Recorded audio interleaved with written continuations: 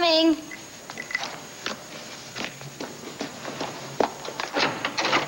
Wait, what are you doing here? I'll get right back to work, but first, two very important details. First this, then are we alone? Yes, we are. Dad left for WVLE and Mom's out shopping. Why? This is the other important detail. Check it out. The Wood Glen Apartments? Look at this. 10 minutes from town. Look at this. Large, sunny bedrooms, some with patios. Rent we can deal on. We can afford this. Let's move in. I'm not used to taking no for an answer, Miss Gordon. That's why I had to see you face to face. Mr. Donakos, it's not that I'm not tempted. My work has been dedicated to helping people just like your daughter. Then why hesitate? If it's a matter of money... No. Believe me, your offer is more than generous. I know that Llanview is not a Greek island, but it has become home to me. It's a man, then, is that it? No, I did not say that. It's just that I need a little more time here to investigate some things before I decide whether or not to leave Llanview. Perhaps forever.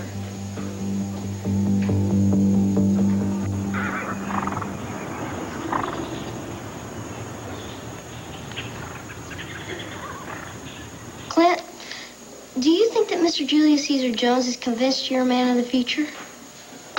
Well, that little calculator got his attention, but I think he still needs some more convincing before he's going to completely believe in my special powers. You got another trick up your sleeve? Yes, and hooking Mr. Julius Caesar Jones is just a part of it.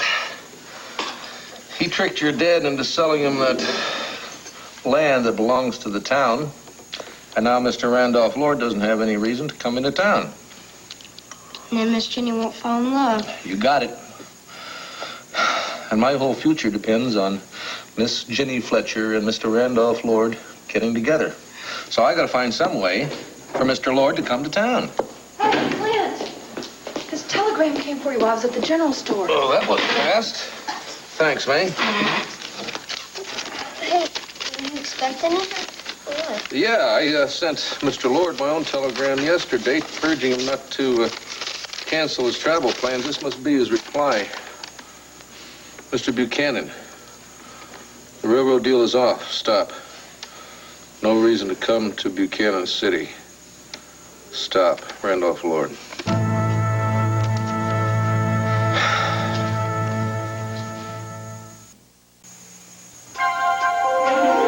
Here's what to do when you don't find the rainbows in this time. Here's where you go when it looks like the rain won't end. Don't cry. I'll give you tomorrow. Let me be the one to share it with. And each day that follows, 'cause we only have one life to live. Oh, Sarah, excuse me. I didn't realize you had company. Sorry, Tina. Come on in. I'd like you to meet Mr. Homer Donakos. Mr. Donakos, this is Tina Roberts. Miss Gordon was telling me the good news about your baby. Congratulations. Oh, thank you, but I couldn't help but overhear some of Sarah's good news here. I hear you offered her a job. Well, I am considering Mr. Donakos' offer. If you're her friend, I hope you convince her to accept. This is my number while I'm in Llanview. I promise will make your life and your work everything you want it to be. Goodbye, Thank Miss you. Gordon. I'll be in touch with you. Mrs. Roberts? Bye-bye.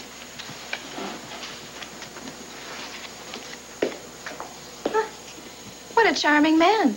Well, how did you happen to meet the famous Homer Donakos? Well, he heard about my work with the blind, and he's asked me to work with his daughter. Oh, Sarah, that is wonderful. That's the chance of a lifetime. But he said you hadn't said yes yet? No, I haven't. Oh. Why? Are you holding out for more money, perhaps? No, it's nothing like that. It's Asa, right? Asa? Well, we know how he feels about family. I'm sure he asked you to stay for Viki and the children. No, actually, it was Cord. Cord? Well, he cares about the family just as much as Asa. And when he heard about Mr. Donakos' offer, he asked me to stay. Oh, well, I'm sure he was thinking about Viki and the children, too. But, you know, you have to think about yourself, Sarah. I mean, what a wonderful opportunity to start a whole new life in the Greek Isles, working for the daughter of one of the richest men on earth. Tina, I'm a fairly simple person. What really matters to me is my work and my friends. Well, that's what's really great. I mean, you're single, you don't have kids, so you can travel anywhere and make friends everywhere you go.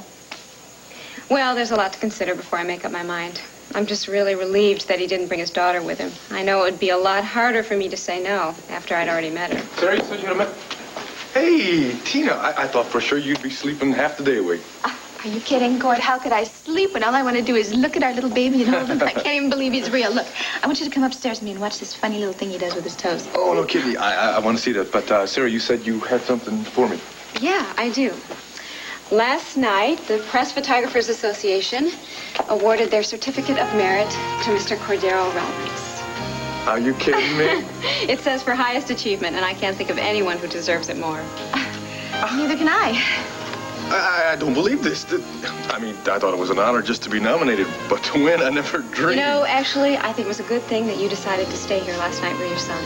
Gave me the chance to go to Philadelphia and accept the award for you and tell everyone how brilliant and terrific you really are. Congratulations, Clint. Thanks. It sounds very nice.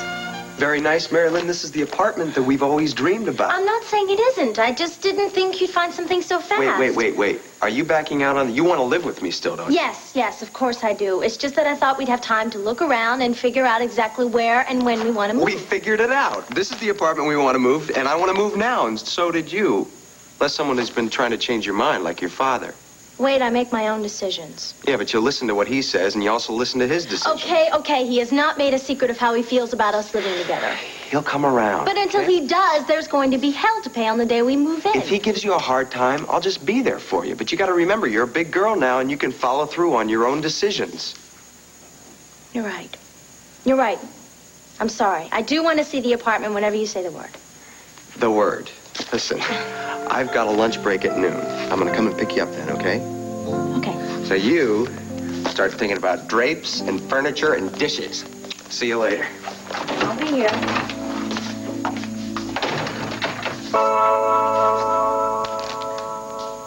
Well, Clint, I don't know what you expected. Papa sold that land to the Western Rails, and Mr. Lord just lost out. That's He's all. not the only one. Well, what do you mean by that? What he means is that we think Western Rail Company is a complete scam. Mr. Julius Caesar Jones is a confidence man. He is not a railroad tycoon. Well, why would he pay Papa $1,000 for a crummy old piece of land up north out of town then? Well, that's a good question. But I'm pretty doggone sure that somehow, one way or another, he plans to make some money from it. Oh, I remember when this place was a peaceful, quiet town. I tell you, it's going to be like New York City before long, without the snow. Snow? Oh, yeah, when I was in the general store, everybody was talking about this big snowstorm that's come, this blizzard up east. And Will Simmons says that they have never seen anything like that ever. Now, you see, we have a lot to be grateful for if all we have to worry about is just one little old con man, right? Now, I want you to come on outside with me. I got some things I got to show you need to do, all right? Yes, ma'am. Buddy, come here a minute. You know that little trick we were talking about? The one that I needed to have come off before we could get Mr. Jones to believe I'm a man from the future? Well, I think it may be falling into place. Well, how's that? Well, you are sitting on the lap of a man who predicted the blizzard of 1888. Yeah.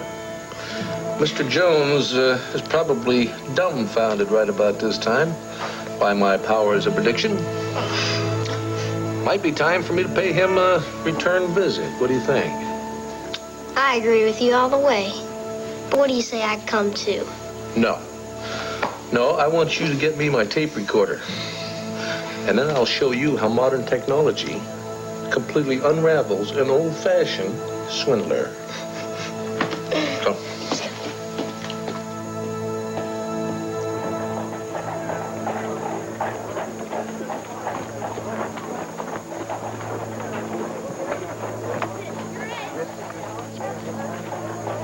amazing, incredible. They'll be digging Fifth Avenue out for weeks. It's just like he predicted, Julius, yesterday. Springtime in New York, today a blizzard. And he really is from the future. I'm not quite ready to buy Mr. Buchanan's whole story, Duncan. But there's no doubt about it. Mr. Clint Buchanan does have certain power. The question is, how can we take advantage of it? Ah, my sweet Desdemona, always cutting to the heart of the matter. But it takes a confidence man to win over a confidence man. I'll do a little bargaining, a little fast patter, and pretty soon we'll have Mr. Clint Buchanan working for us. What if he'd rather work solo? Well, I'll just have to change his mind. Help! Hold on. Oh, gosh, I hate shopping. Have I ever told you that? Tell me what? How much I hate shopping. Huh? Oh, no. Are you all right? Yeah, I'm fine. Why shouldn't I be? Well, I don't know. When I left you before this morning, you seemed so energized. You were going to look for work in the paper, and now... I've just been thinking about doing some decorating. Decorating? Mary Lynn, do you know what you need? You need something totally frivolous to get your mind off all your problems. Like a birthday party. Mom, it's not my birthday. Well, of course I know it's not your birthday. It's Tom's birthday.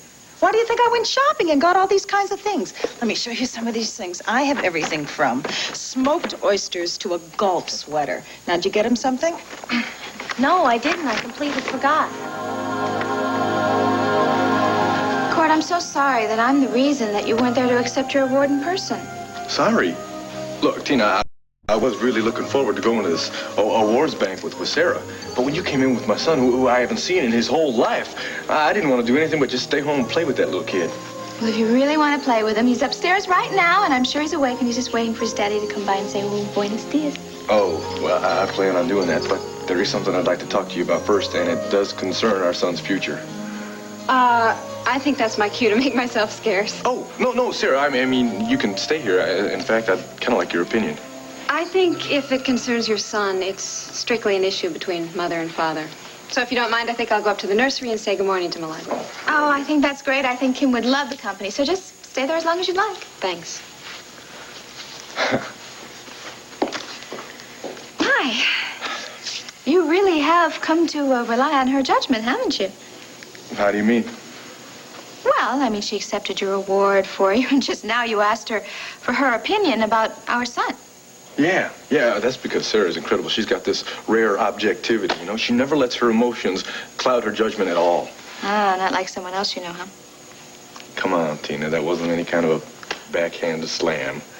Listen, you and Sarah are like totally different, believe me. Maybe we're not as different as you think. What does that mean? Nothing. No. Thought you wanted to talk to me about Milagro. Yeah, I do. You know, he is really a beautiful kid. And I'm not just saying that because he's mine. Oh, yeah, well, you don't know how happy this makes me feel that you love him just like I do. You know, I wouldn't change a hair on his head, but there is something that I kind of would like to change. You know, Milagro is a wonderful name, and I think it's very symbolic of his life so far. I mean, going over the falls, surviving the jungle. I mean, it's a miracle that you could even bring him back here so we could hold him in our arms and have him in our lives. But the thing is, I mean, when he's growing up here in America, I mean, he's going to be out there on the ball field with a bunch of kids, and he's going to have a handle like Milagro. And I've been thinking the same thing. So then you wouldn't mind if we wanted to change his name? No, not if we find something that suits him just as well as Milagro. Funny you should say that, because I've had a name in mind, one that really makes a lot of sense to me. If you hate it, we don't have to go ahead with it, but the name I was thinking of... Is Clint. Yeah, that's it. Cord, when are you going to learn that you and I are always on the same wavelength? Besides, I think that's a great way to have our new son join his new family. Yeah, I know that Clint would just be tickled knowing that he had a grandson named after him. Oh, boy, and Viki and the kids, when they find out that we found the baby and that we brought him back here and that now he's going to be Clint's namesake, it's just going to be like we're bringing the whole family back together again after everything that's happened to us. Oh, Cord, that's exactly what I want, too. I mean, all of us have been just driven so far apart, and if little Clint can bring us all together, then he really is the miracle child. Listen, Tina, I haven't really said this yet, but if I live to be 100 years old, I'm never going to be able to thank you enough for going out there and risking your life to bring our baby back home. Morning, sweetheart. Oh, honey, you'll never guess what we've just done. The mind boggles. Hey, Max, how you doing? I guess what Tina is referring to is that we have decided to change little Milagro's name. He is now going to be known as Clint Roberts. Well, honey, you approve, don't you? Approve? I think it's terrific. And since you've been busy all morning making plans, I think it's only fair I share my plans with you, or should I say our plans? Oh, excuse me, I think that's my cue to go upstairs and change a few diapers or something, if you two will excuse me. Well, honey, I have a great idea. Why don't we all go upstairs and play with the baby? We are not leaving this room. Not until we set a date for our wedding.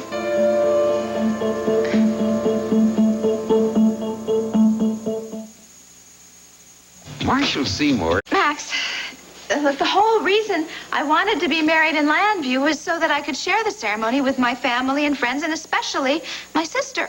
So? Well, so when we came back here and found out that Viki and the kids were gone, well, I just think we should wait till they return. Tina, we don't know how long that's going to take. Well, it's not going to take forever. And I want her to take part in this whole ceremony so she can get her mind off her grief with Clinton. If we hurry it up before she gets back, well, then we're going to take away this wonderful chance for her to have some joy that she needs right now. What about what we need? Just what excuse are you going to come up with next, huh? Look, it's not an excuse. Just think of everything that has happened to us lately. I mean, first we find the baby, then Clint dies, and now Viki is gone. All the more reason for us to get a little stability in our life. Unless that's not what you really want. Honey, I love you. I want to marry you. And if you don't believe me, just ask Heron.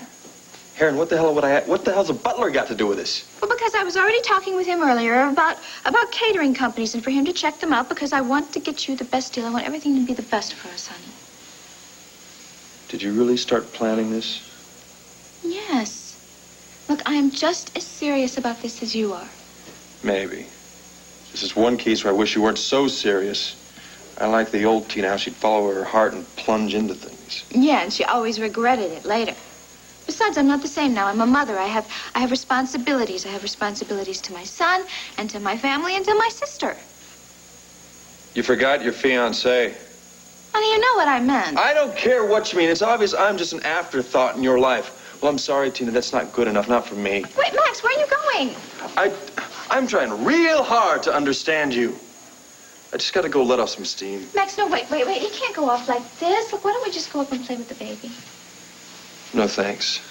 It's already too crowded up there. Max!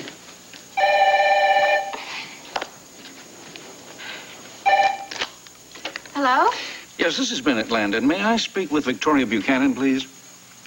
Oh, hi, Mr. Landon. This is Tina, Vicki's sister. Oh, yes, of course, Mrs. Roberts. We met before at Land Fair. Yes, I remember. Is this about some sort of legal business? Well, yes. Since I'm Vicki's attorney, I do have some important matters to discuss with her. Oh, I'm sorry, but she's not here. Viki and the kids went up to the mountain cabin to get away. Oh, I understand, but she will be home soon, I trust. Well, frankly, I really don't know. I mean, I haven't even been able to tell her that I'm here, but... What, is there some sort of problem? No problem. Just a very important formality, the reading of Clint's will. Now, Viki mentioned that Clint had a copy of his will locked in the desk, and, well, I just wanted her to check to make sure that it was the latest version that Clint and I drafted together after he went blind. Oh, well, as Clint's sister-in-law, and Viki trusted me with the key, I'd be happy to look for you. Well, I appreciate your offer. It's no problem. Just hold on.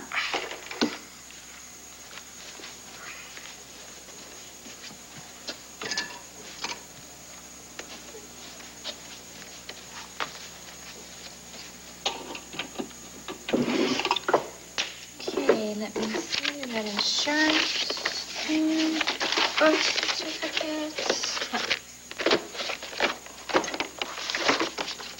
Aha. I got it, Mr. Landon. All right. Would you read the date of the document? Yeah, hold on just a second here. Okay. December 7th, 1987. Does that sound right? Yes, that's the same date as my copy, which means that Clint didn't have it altered before he died. Thank you, Mrs. Roberts. Oh, and make sure that you lock it back up. We don't want anyone to read it until the appointed day, do we? Oh, no, of course not. I mean, this is his private legacy. No one will read it until you get a chance to read it to everyone. Look, I'll get back to you on the exact day and time. Till then, thanks again, Miss Roberts. Oh, happy to be of help.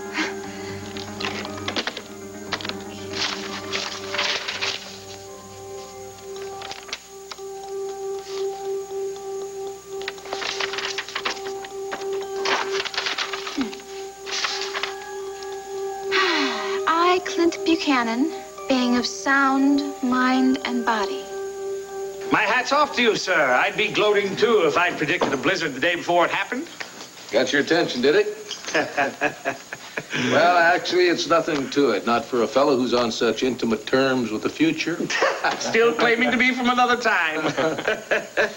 Well, you might ask your betting friends about it if you don't believe me. Well, I believe you, but I believe you are a confidence man of the highest level. It only makes me more eager to go into business with you. You see, with my salesman ability and your ability to prognosticate, we could become as rich as passers. Boxing matches, elections, even natural disasters. We could wager and win them all. I like the way you think. I like the way you think. But what's to keep you from fleecing me the way you fleece the rest of the sheep? Oh, sir, how am I sure that you just didn't get lucky with your last prediction? Well, you know what? Today happens to be the running of the first annual Apache Rock horse race. Oh, I've heard about that, boss. A bunch of cowboys are going to race 100 miles. And I suppose Mr. Buchanan is going to tell us who's going to win? Well, the fellow's name just happens to be Jim Mackinac. And his horse came in with only 3 shoes. Oh, pretty cocky, aren't you? No, pretty accurate.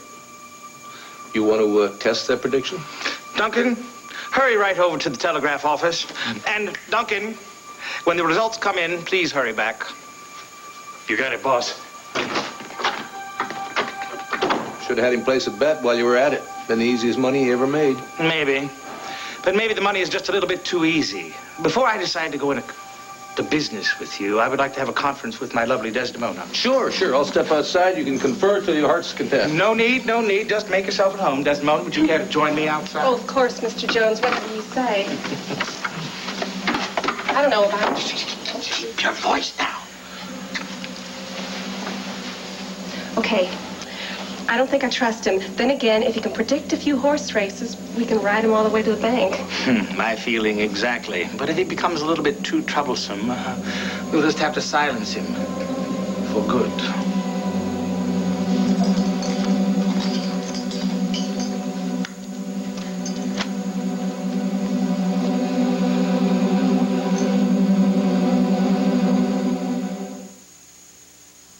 What's in it for me? I get somebody else to help cook a meal for a change.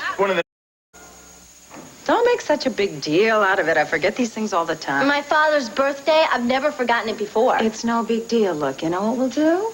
I'll let you pick one of these presents that I was going to give for Tom. We'll say it's from you. What do you want? You want the, hey, how about the golf sweater? He loves golf. I remembered that. See, you haven't been around him in years and you still remember his hobbies. I can't even remember what day it is. Mary Lynn, would you stop being so hard on yourself? You just had a lot on your mind lately. Mom, thanks for letting me claim the golf sweater. I'm sure Dad'll love it. Yeah, well, I'll tell you, I hope so. We have been having so many harsh words lately. All I want is to have fun tonight. Now, are you going to be there? I wouldn't miss it. Okay, that's more like it. You see, I think I'm optimistic by nature, and I expect you to be exactly the same way. So, what? What'd you get? You found some good jobs here? Well, no, that's not exactly what I was looking at. What's this? If my grandson Milagro is found to exist, I leave him in trust to be established by my wife a sum to provide for his education, not just as a scholar, but as a young man born of ranchers. Even though I'll never know you, Milagro, I want you to know me and the kind of family you come from. Finally, I instruct an endowment for Sarah Gordon to establish a school for the blind in Llanview. My hope is that this project will not only provide her with a worthy outlet for her talents, it will keep her close to our family, a family that has come to depend on her help and that has accepted her as one of our own. A school for the blind? If she sees this, she'll never go to Greece. Well, that means she'll stay forever.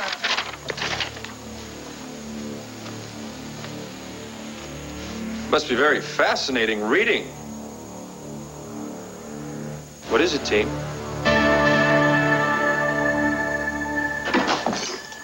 After due consideration with my lovely associate, I'd be happy to entertain a partnership.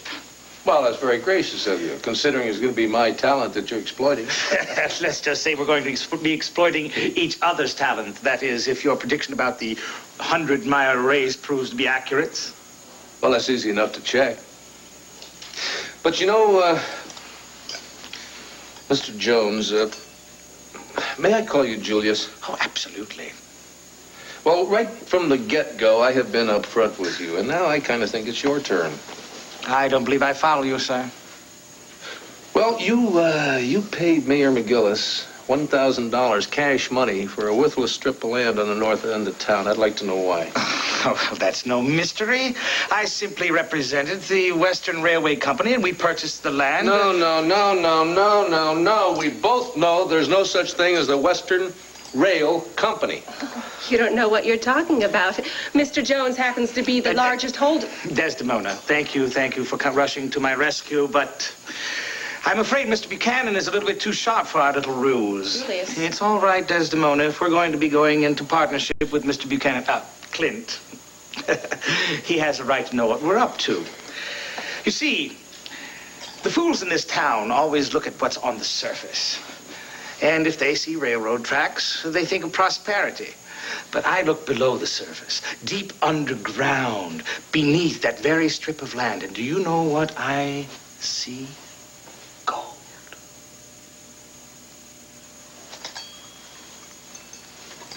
What?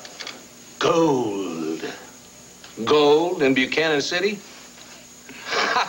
You must be joking. No joke. I heard it from the dying lips of an old prospector. Yes, ready to meet his maker. He was not about to lie.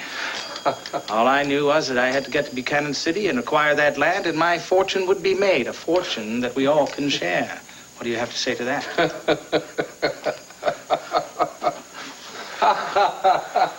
I beg your pardon? Don't you laugh at Julius now. He is offering you a golden opportunity. Oh, it's golden, all right, like in fool's gold. Confounded, what's so gall-darn funny? You, Mr. Jones. You, being from the future, I know a little bit about Western history. And one of the funniest episodes on record is the Fool's Gold Rush of 1888. Julius, that is now. I know what year it is. You see, it seems that this medicine man filed a claim and started digging for gold. Well, he got a lot of investors, and they dug right along with him. Fool's gold fever swept the territory. But you know what? The only thing was, all they found down there was more dirt and more rock. So it was really no surprise when in 1889, January, I think it was, the medicine man is... The medicine man is what? Nothing, Mr. Jones, nothing. It's not fair. I'm from the future, but it's your present. It's your life, and you should be allowed to live it out. Live it out? But what happened? What happened in January of 1889?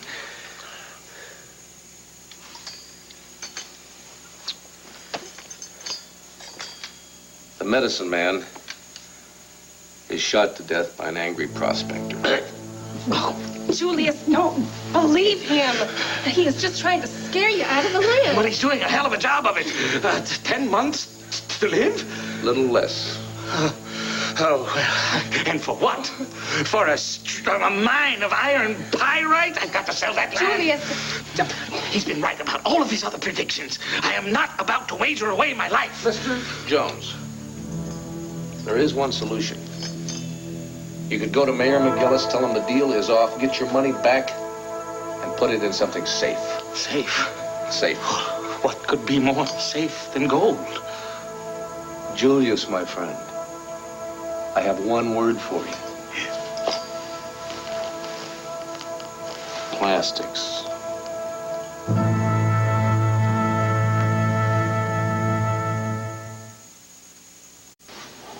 Plastic? Plastic. You never heard of it? No. course you never heard of it. It was the richest and most exciting discovery of the 20th century, but you're in 1888. I don't know about this, Julius. Hush, hush. Where would a body find this plastic? Well, I just happen to know of an abandoned silver mine outside of Tucson. Now, the group of prospectors who started it abandoned it, took off. The fools, they didn't realize that in 1890 they were going to discover the richest, most valuable vein, mother lode of plastics ever discovered. Did you hear that, Des? Mother lode. What exactly does this plastic do? What does plastic do? What doesn't it do? What doesn't it do? Well, what is gold is good for jewelry, for money, for teeth. But plastic is universal. Universal, I like that. But could you give us an example? I'll show you some right here. All right, take a look at this. Huh? Yeah. Clear like glass. You can see through it, right? Good grief. Watch. It didn't break. Doesn't break. Doesn't break. Oh, my goodness. Can you imagine, Des, what we could do with this stuff? Julius, in your wildest dreams, you can't imagine what you can do with plastic. What can be done with plastic? The man who discovers plastic will be a multi-billionaire. By thunder, that settles it. To hell with gold. Gold is lead compared to plastic. Yes. Des, get packing. I'm going to the mayor's office and get back our cash, and then we're going to leave this hick town and go straight to Tucson and buy that plastic mine. That's it, Julius. That's the spirit. That is the spirit. But first, why don't you let me have the deed to the land, and I'll go to the mayor, get back the money for you. Thanks, friend. I'm forever in your debt. You saved my fortune and my life all at the same time. Wait a minute. I never get this excited about anything. I usually get other people excited, and that... You wouldn't be conning me now, would you? You don't want to get rich? Fine by me. I'll send flowers to your funeral. Daisies are nice. Boss, Mr. Jones, it happened just like he said it would. What? The 100-mile race. Oh, slow down, Duncan, and speak English. They announced the winner, Jim Mackinac. Well, I'm not going to say I told you so, but just to keep you from thinking that it might be totally a lucky break on my part, wasn't Mr. Mackinac's horse minus one shoe when he came in? Yep. Here's the deed. You get the cash from the mayor, and I promise you a fair shake with the mine. I'll be back in 2 shapes of lamb's tail. Here's your hat, sir. Oh, Well, hell, what the hell's this? There's nothing Julius, at all. you... Let me see it. What is this? Duncan, the door. You're not leaving here, my friend, until you tell us what this contraption is for.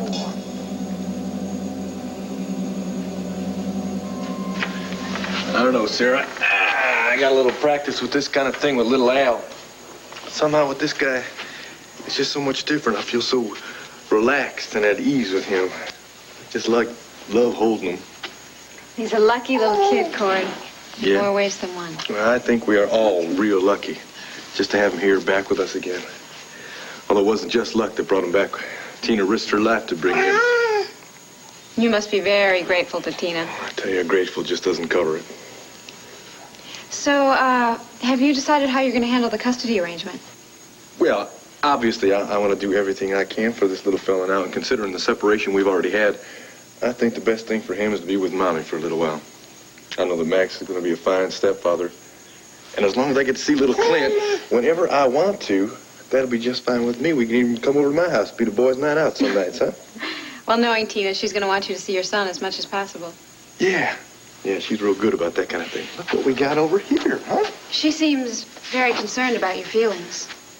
Yeah, she is. You seem pretty concerned, too. Listen, Sarah, I really appreciate the fact, and so does Clint, that you didn't take off for Greece right away. I have not said that I wasn't taking that job yet. I just told Mr. Donakos that I needed a little more time to assess my prospects here in Llanview. Well, let's hope those prospects pan out a little bit, huh? Okay. You know, it'd be nice if you got a therapy job, very similar to the one that Mr. Donakos is offering you in Greece, but it would be a little closer to home. Little Clint would like that, too, wouldn't you? I'd like that too. Oh, Max. Max, I'm so happy you came back. Oh, honey, it was all my fault. Hold it. That's my line. I'm the one that stomped out of here, me and my stubborn pride. I didn't even give you one day back in town to enjoy your baby without trying to compete. Oh, honey, you don't have to compete for my attention. You know that. I want to marry you. I'm not delaying it. I want to spend the rest of my life with you. Yeah, I want that too, but we can't always get what we want with a snap of our fingers. Sometimes we have to compromise. Like I tell you I'm sorry, and you tell me what you were reading. Oh, it's nothing, really, honey. I want to talk about the caterers, okay? You know what I think? Looks like a legal document to me, Tina. Well, yeah, I was just going to put it in the drawer and lock it up. In fact, I'll just do that right now. Okay, good.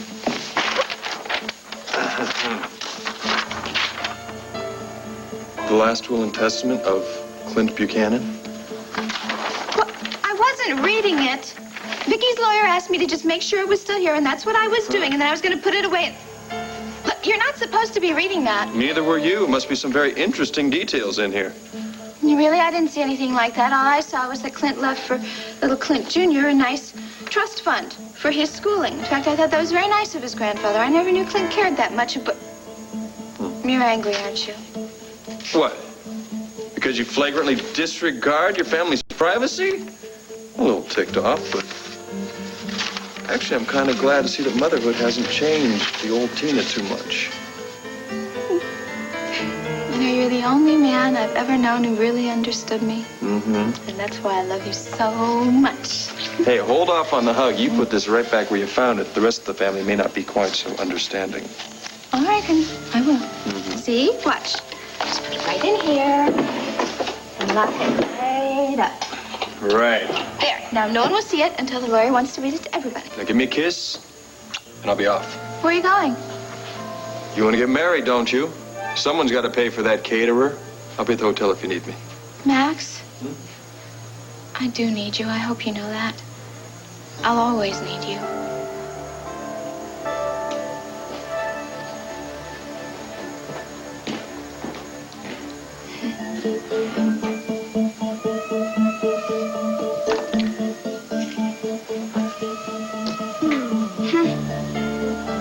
But then I need Homer DeNacos.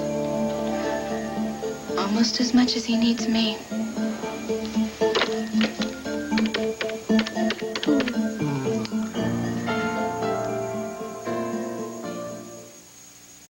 So, concrete proof.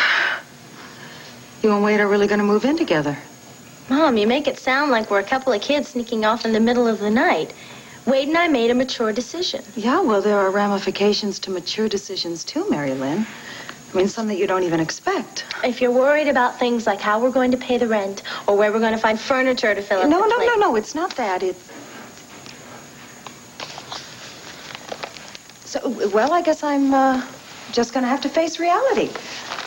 Reality? What reality? Well, if you move in with Wade, I'm going to have to move out of here. Why? This is your home now. You belong here just as much as anyone. Okay, Mary Lynn, look, let's not be naive about this. If you move out of here, things are going to change. I mean, I can't live here alone with Tom when he blames me for you moving in with Wade. Mom, I will be sure and tell him that it was my decision. Well, honey, thank you, but that's not going to make much of a difference. If Tom is angry, it might subside, but still he's not going to trust me. All the time he's going to think that I'm a wedge between you and him. I can't live like that. Well, last thing I want is to cause friction between you and Dad. If there's something that I can do... No, really. Look, you just have to live your life the way you want to. And the rest of us are, well, we're just going to have to adjust. How good to see you again, Mrs. Roberts. Thank you, Mr. DeNacos. Please sit down. Thank you.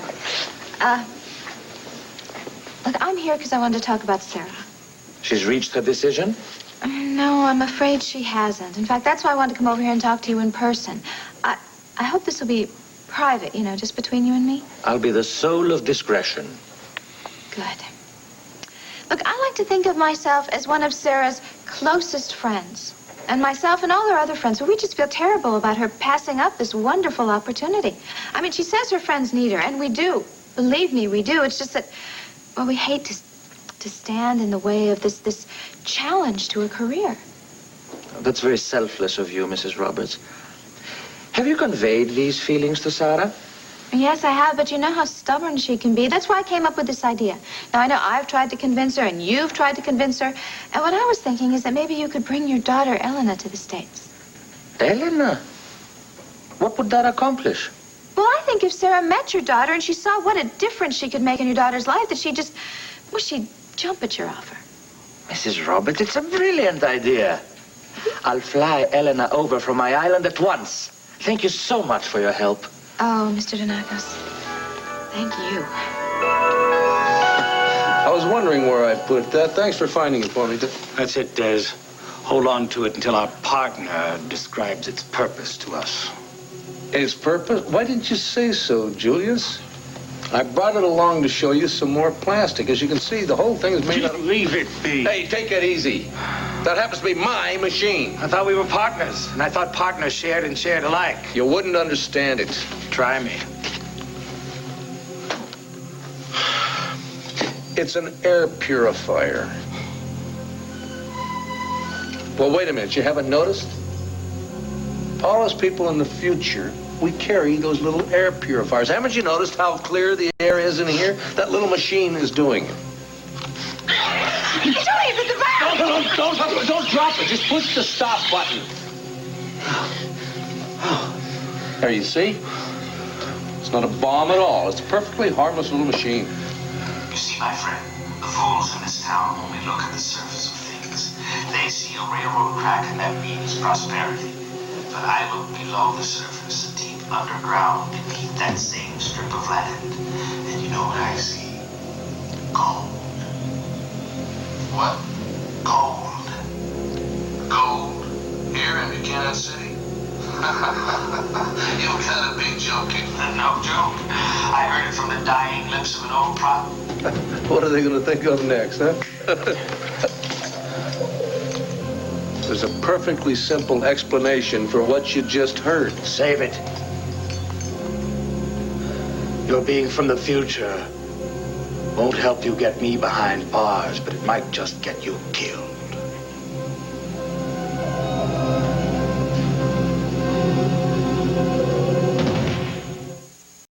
Tonight, Dad sends Wesley up to military school on Mr. Belvedere.